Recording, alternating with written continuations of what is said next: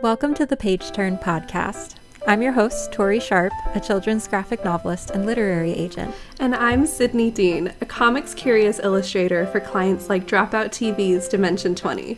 We're bringing you into the conversations we wish we'd had before breaking into comics, so that you'll know what to expect when taking your story from script to shelf.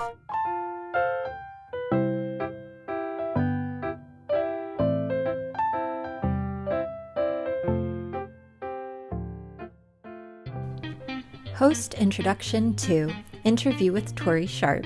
That's me. In the second pre-launch episode, my co-host interviews me about how I broke into publishing, how art school nearly broke me, and how it gets better.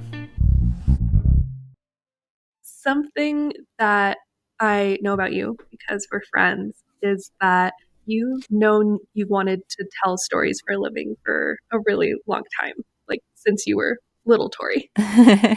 You remember a moment of deciding that comics is going to be the avenue for that? There were a few. It was a decision that I had to make several times before it stuck. The first time I made comics, I was about 12. I was definitely in middle school. I had started making like a little magazine with some friends from school. Some of them would like interview teachers or make crossword puzzles, and I was making like a little comic. And it was just about our dogs having adventures together. There was this moment where I just decided to try it. I remember sitting in my dad's basement and I made like 5 pages in a row and ran upstairs excitedly and showed my dad. And he was kind of like, oh, and like underreacted. And I was like, you don't understand. This is the meaning of life I've just discovered. So from that point on, I always had comics that I was working on, various web comics. After high school, I went to art college. I chose the Savannah College of Art and Design because at the time, it was one of only 2 art colleges in the United States that had a sequential art program that I could actually like major in. And I wanted that just in case, but I still intended to major in animation because that felt like more of like a job. The first year is a lot of foundations and gen ed classes. And by my last quarter that year, you're taking the intro classes for your major. And it kind of gives you space to try like a couple. So I was in some intro to animation classes and some intro to comics classes, and pretty quickly realized that if I were to work in animation, I would probably like work on somebody else's stories for my whole life. And I really wanted to tell my own stories with the majority of my time. So I ended up majoring in sequential art. And you'd think at that point I would just know I wanted to do comics, but I didn't. I like got out of college and I was like, how do I know I really want to do this? There were times I wasn't even sure if I would finish art school. In art school, drawing became very difficult and fraught, and I wasn't sure if I liked it anymore. And I just took some time off after graduating from SCAD where I didn't really draw very much. And I tried a bunch of different things. I wrote a novel manuscript and I wrote a board game and like enlisted a bunch of my old friends from art school to do the art from it, which we never like finished or published, but I had a prototype of it at least.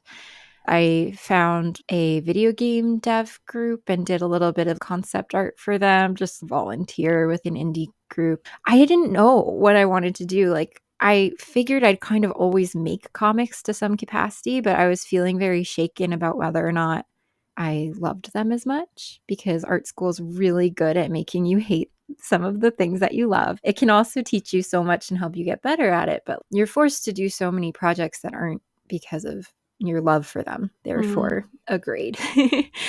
And you're often working in styles that you don't like or on stories that aren't impactful to you, and there's a lot of like comparison and dealing with critique and not feeling good enough.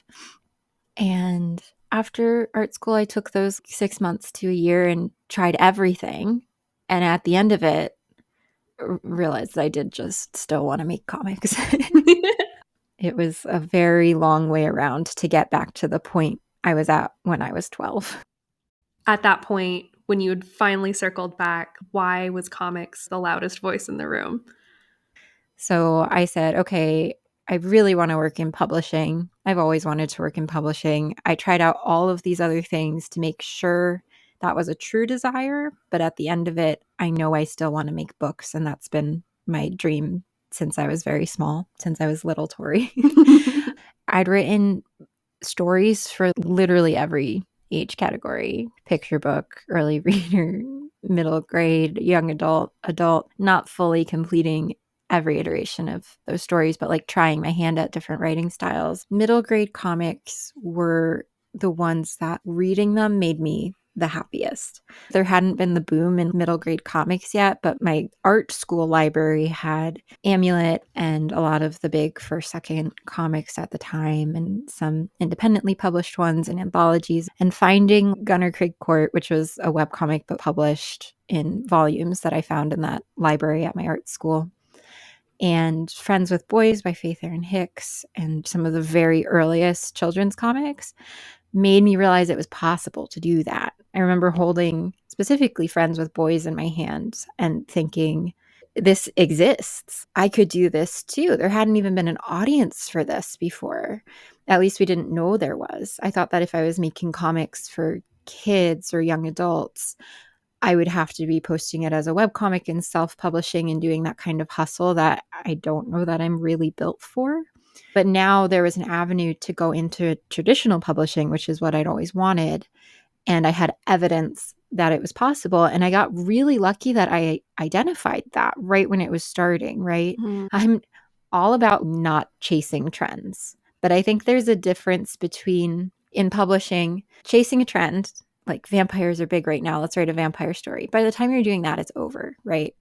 There's a difference between that and trying to have your finger on the pulse of what's about to happen. And I feel like I got lucky in finding comics that I loved that were just starting before most people even knew about them for this age category, and saying, oh, I can try to do that too. I just happened to see it and love it and lean into it at the right time. And I'm really grateful for that. It is serendipitous that that happened. And your first book, Just Pretend, not only is it for middle school aged kids, but it's about a middle school aged you. If you were to like tell that age of Tori that there was this book out there about her, what do you think her reaction would be? I'm deciding how vulnerable I want to be That is about this so allowed. response. So obviously she'd be really happy that we became an author. Mm-hmm. And she'd be jazzed beyond belief that the story that she was writing back when I was her age, so like 13, 14, ended up in some capacity in a book. Because in Just Pretend, I get to show little snippets of the fantasy story that I wrote as a kid. But the other thing that I think she'd overwhelmingly feel is like, why does anybody care about this story? Because when I was that age, I felt really small and invisible. That's part of what I was writing about. Just Pretend is about having divorced parents and how there was a lot going on at school and sibling rivalries and all this stuff that made me feel very small. And I think that if that character, or if my past self were to find out that this book exists, the most profound part of it would just be knowing that somebody cares about that story, about her. Yeah. I actually had an experience this past week. I was doing a signing because my new book just came out.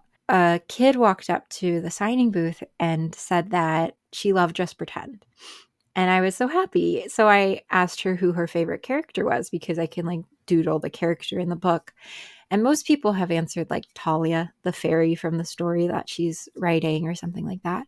But this girl said that her favorite character was Tori. And I just had this moment where I had no idea how to respond to that. That's not something I ever even like imagined happening for some reason. When I asked her the question, there was no part of my mind that was like, Tori's going to be her favorite character.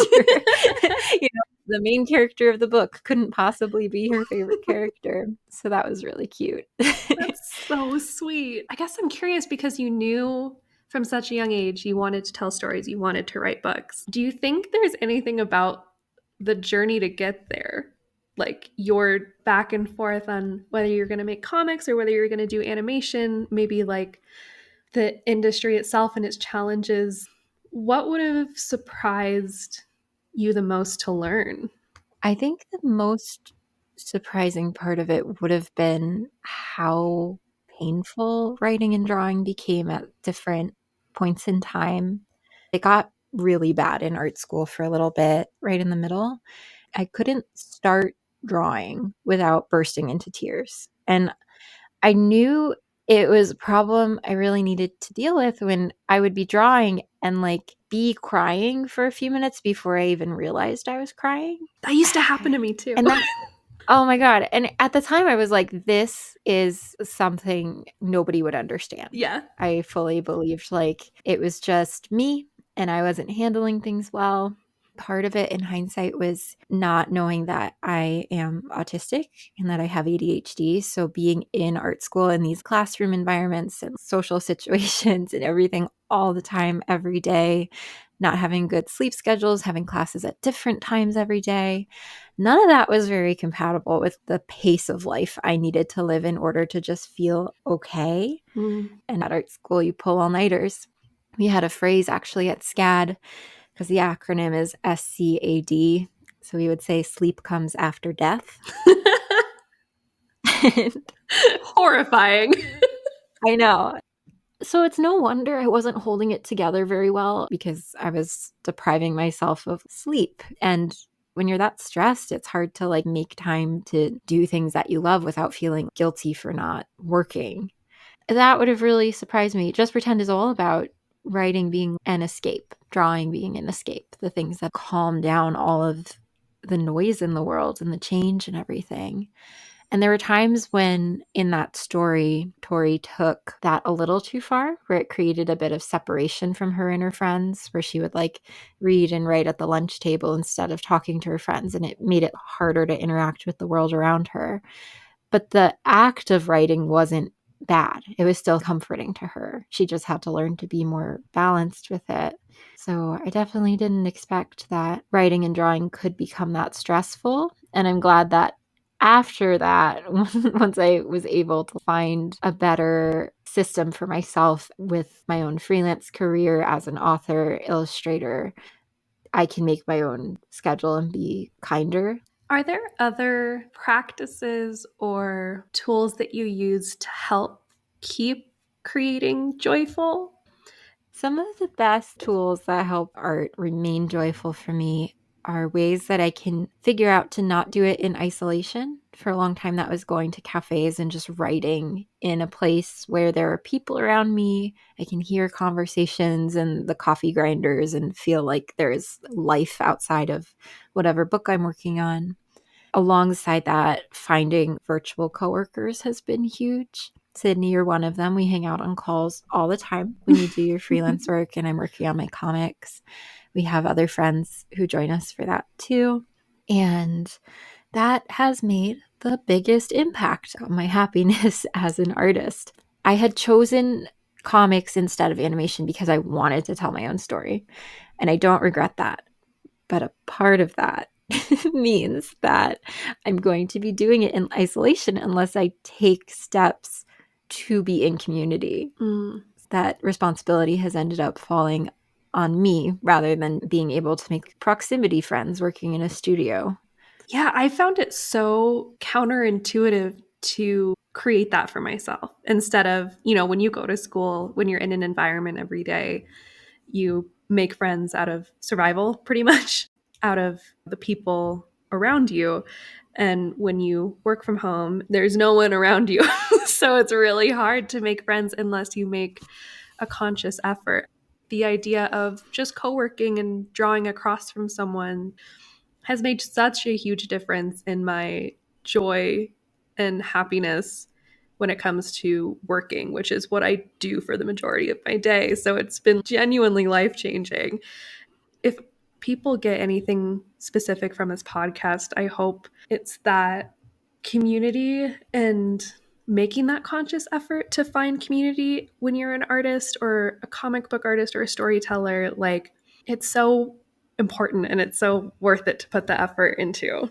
That's a big part of why I wanted to be an author too. Like making comics for an audience means that I get to connect with people I might never actually meet. It's like this beautiful spreading of yourself in a way, but it's so quiet, especially because my first book came out during lockdown in 2021 from the COVID pandemic. I just didn't meet anybody. I didn't meet colleagues at comic conventions like I thought I would. I didn't get to like network. By network, I just mean making friends. I was so excited to like do panels with people or do convention booths and get to know my table neighbors. So much of that didn't start happening until like these past few months in preparation of my second book coming out. And it has made it so much better. It was a dream to put out Just Pretend, but a part of me was also grieving that it was done in isolation. While with comics, a lot of the time you make the whole book and then you look forward to it coming out and being able to share it in person and meet people and connect Yeah. with other creators. I've had to get a little bit more creative about how to continue forging those connections, which is part of why I'm making this podcast. And I hope that we'll continue seeking out all these other ways to stay in community with people while we make comics, or else it's bad. It just gets bad, and nobody should have to do that. And if you're making comics alone every single day and it feels bad, there's nothing wrong with you. That sucks for a lot of people. Most people just would not choose to do that. And it is possible to make comics and not be isolated about it and not have it suck. So we're going to work on that together. Yeah. Again, I found that to be one of the hardest parts about making my first pitch was the sort of like echoey chamber of my mind while I was trying to make a story. I could have really used community like in that time. I don't know, I'm really excited to hear other people's stories, and even just between you and me being able to share resources and share what Mhm. helps when our creativity feels low. Yeah, it's isolation doesn't serve anyone, and it's so easy to fall into in this career. Yeah. And for a long time, I didn't know what to do with that because I didn't know the way out. Mm. And now we've started finding the way out so we can share that. And I bet a lot of the other guests we'll bring on will have other things they've done that they can share with us. And we can all just continue to make this career better. I'm hoping with this podcast that it's going to reach people who have just signed with an agent for the first time, just gone on submission, just sold their first book. Those people can be more prepared than we were when we started reaching those steps ourselves. It's also reminding me, I wanted to ask you, you spent maybe 5 or 6 years looking for an agent. What was it, do you think, about your submission or this agent's particular vibe that made you two say yes to each other at that time? Part of it was that I finally had a project that was good enough Mm. to land an agent because, frankly, my earlier projects were not. So when I said I was querying for 5 or 6 years, that wasn't a single project. I had started informally going to writers' conferences where at some of them you'll included in the cost of the conference get to sit down with an agent or an editor and pitch something. So I had started sharing around the novel manuscripts I'd written as a teenager. By the time I started sharing comics, I was getting more feedback from agents. I was starting to get responses from agents who were giving personalized rejections.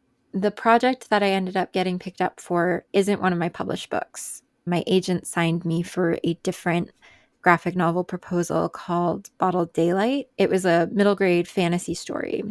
And there were actually other agents interested in it. I think just one other one had offered representation as well.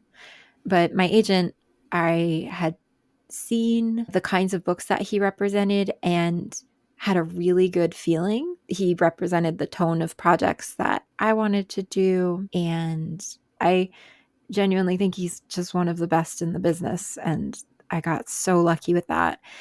And when he offered representation, I did have some friends who are authors, and I asked about him, and the response was like, I've never heard a single bad thing about Brent. Like, Brent is awesome. People love him. This other author I know knows him personally, and he's great. So I felt pretty confident when I was signing with him. You looked for green flags and found green flags. Yeah. What do you think makes you guys work well together? My first instinct is just to say it's been easy, Yeah. but I'm trying to think of why. Yeah. Like, Well, I feel like hearing you talk about him, you guys sound like you have really healthy communication. yeah, it's very much a business relationship. Mm. People have different kinds of relationships with their agents, right? Like, I am a literary agent too, and I have different relationships even with different clients, where some of them it's totally business. We just talk about their projects and editor submissions and contracts. And then I have other clients where we talk about D&D and our families and actually chat and text and have a form of friendship in Mm. addition to being business partners. With Brent, what I found is that our agent client relationship is very businesslike, but I've also had to like share things along the way that are somewhat personal, but I'm totally happy with keeping it a business relationship. I think not having it be super personal is easier for me when I'm sending him stories and I'm worried that they're really, really bad. And I'm like, he won't think less of me as a person. His job is to like read this and give me advice. And that's exactly what happens. And he's brilliant at it, which helps too. I want to know when in the timeline of your career you became a literary agent because I'm realizing I don't think I know. Oh my God. Okay. So here's the Tori publishing timeline. Yes. I was in my mid 20s. I wasn't sure how long it was going to take me to break in. I was thinking I could be querying for the next 10 years, 15 years, and I'm going to keep at it, dang it, because I really want to make books. But I also am super interested in working in publishing in different capacities, maybe an editor or an agent or publicity. And I ended up applying for a bunch of different roles and thought about it for a while and decided I wanted to be a literary agent. One part of my story that I haven't talked about much is that a year or two after college, I moved to Seattle and started working in a coffee shop. And I did that because writers write in coffee shops. So if I wanted to meet writers, I should work in a cafe. It's Wouldn't you believe genius. it? No, it worked like stupidly well. I was mostly being facetious about it. I was living in a new city and I wanted to meet people. I didn't really care if they were writers or not, but I just told myself, oh, yes, I'm going to meet so many writers by spending time in cafes. I met a friend, she was a regular, and her debut came out like a month after I started working at the cafe. And I like took time off to go to her book launch, and we like chatted a lot when I was in there because even when I was not working, I would sit in that cafe and draw my own stories. So this person and I just chatted a lot. We were sort of coworkers in a sense, like both sitting in the cafe writing our books. And I told her, like, I've made a decision. I'm going to try to be a literary agent. It was like a week later, I had an internship. She connected me with people who she happened to know were looking for an intern. As part of that internship, the agent I was working for reviewed my proposal packet because it was an unpaid internship. So she taught me a lot about agenting, and she also reviewed my graphic novel proposal and helped me fix some things. And then the next time I sent it out, I got an agent. Wow. I think that it's possible it was already at the point where Brent would have picked it up, but her advice about the story and formatting and the actual pitch did help. So I thought it would take forever to break into publishing, but instead I got this internship and then pretty quickly after got my agent. A year later, I essentially found out I was going to be an associate agent, and then right at the same time I like sold my first book. So things just kept happening in tandem where I was like, oh no. It's hard to like do one new job at a time. I'm going to be doing two, and I want to do both of them so badly that I'm just going to do it. It was 2020 when I was promoted to agent. And then it was a few months after that I completely finished Just Pretend and started working on what would become stand up. So everything was very like back and forth, juggling a lot of balls at once. I picture it being so valuable to experience the other side of it, right? Like to Yeah, be an agent while also creating books. Has that been helpful in your career? absolutely. Yeah. What happens behind the scenes helps me not freak out about things as an author. I don't take things as personally because I can see really fantastic projects sell sometimes, not sell other times. See how badly editors want to pick up some projects that just never sell because there's already something like that on the list, or the higher ups at the publisher think it's too risky. It makes it all feel a little bit random in a way that I think is like good for my ego. Like when things don't work out, I can not take it personally and just work on the next thing. And when things do work out, I don't then leave saying like, wow, I'm hot stuff. I'm just like, it's all random. Anything could happen. It was unlikely that it happened, and I'm gonna enjoy that, but not get a big head about it. I'm just gonna like keep making comics, which is all I want to do. Your second book just came out. I got to read it and it was so impactful for me. I think I haven't Oh, read that many middle grade comics, as many as you, for sure. But when I read yours, like I've also read Just Pretend, it does feel like someone is talking to a younger version of Sydney that has a voice that she has not been able to hear before. Of warmth and kindness. And it just makes me feel so seen, or that younger version of myself feels so seen when I read those books. Especially like I have been in therapy the past couple years and have been talking about getting a diagnosis for ADHD and autism. And that's really hard to do as an adult female person, but we are in the process. Reading Stand Up, your most recent book, getting to see those main characters be so joyful and so loved and so themselves and have really strong friendships with each other was so cool and beautiful. What point in the creative process did you decide that ADHD and autism were going to be like named diagnoses for these main characters?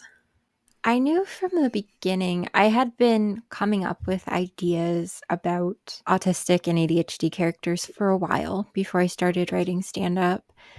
However, I only got diagnosed pretty soon after I finished drawing Just Pretend. So I was already in the beginning stages of planning out stand up when I was going through the diagnostic process. And I was pretty dang sure I had these conditions for a long time before getting officially diagnosed. And it went right alongside writing queer characters because the Mm. point was that I wanted to write people with these identities that in so many stories, it's just depressing. Yeah. Like I was seeking out middle grade books with autistic characters, and there were some where people are like, oh, you have to read this book, it's so beautiful. And I start reading the book and the characters are like bullied and miserable and their siblings hate them, and people have to like caretake for them and think that they're such a burden, and it's just so tiring. Yeah. You find out pretty early that Clay has ADHD and Kyle is autistic.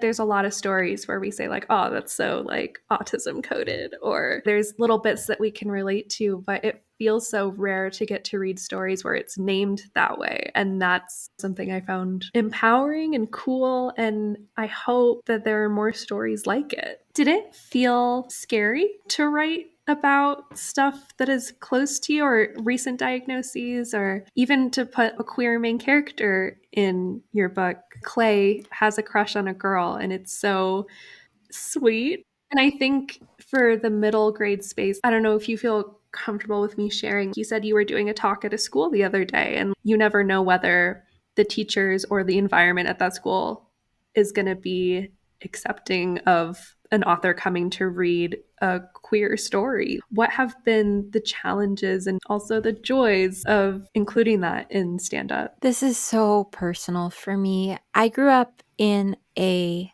liberal family in a conservative town. Mm-hmm. I'm somebody who first identified that I was gay when I was 10, and I could not say anything because it just wasn't accepted in the town that I grew up in.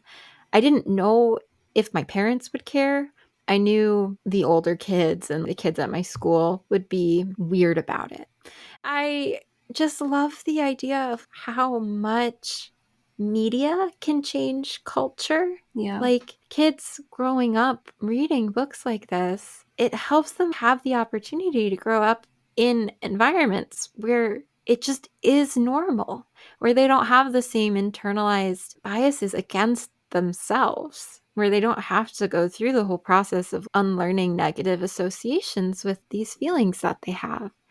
And I do live in a community now where it's totally normal. I remember sitting in a library while I was in the middle of working on stand up. I was just picking out some children's comics as references.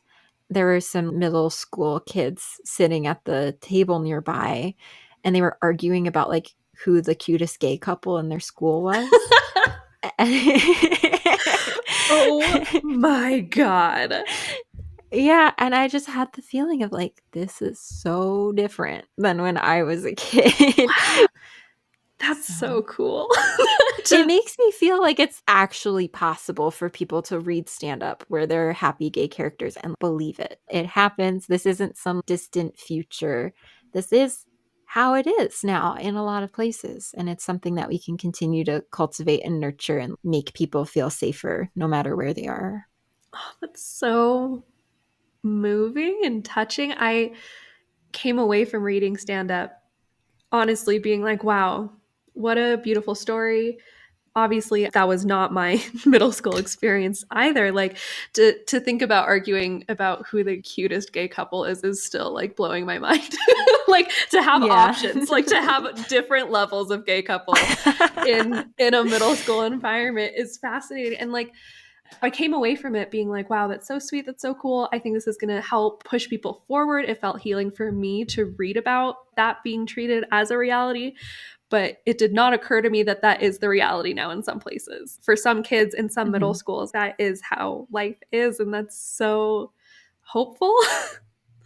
I wouldn't have written it if I felt like I was lying about it, Yeah. right? If it was like actually unattainable. I Mm-hmm. think it would have been harder for me to write this story when Yeah. I was younger, when I hadn't actually seen it myself that things could get better.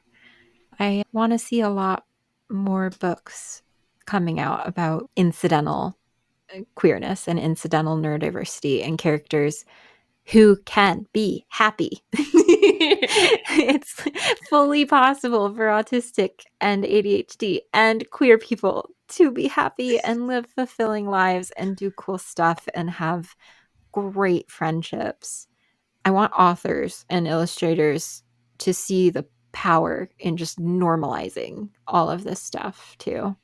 Yeah, I think especially for that age range, it's just so sweet and powerful.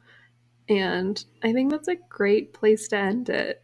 Do you have anything else to say to our dear audience? I'm going to say it took me writing a whole graphic novel about kids who make a podcast to look at myself in the mirror and be like, I am giving my characters all the stuff I want to do so that I can vicariously do it through them instead of doing it myself. So I made a podcast and it's been great, even though we're like barely starting with it yet. So if you want to do stuff, it's totally cool to give it to your characters, but maybe you should do it too. It's really fun. Thank you for listening to the Page Turn podcast. Your hosts are Tori Sharp and Sydney Dean. You can find out more about this podcast and our guests in the show notes or at torisharp.com/podcast. The theme music is Would You Please Wake Up by Patricia Taxon. Would you please wake up, my dearest love? No one has told me that I'll be okay.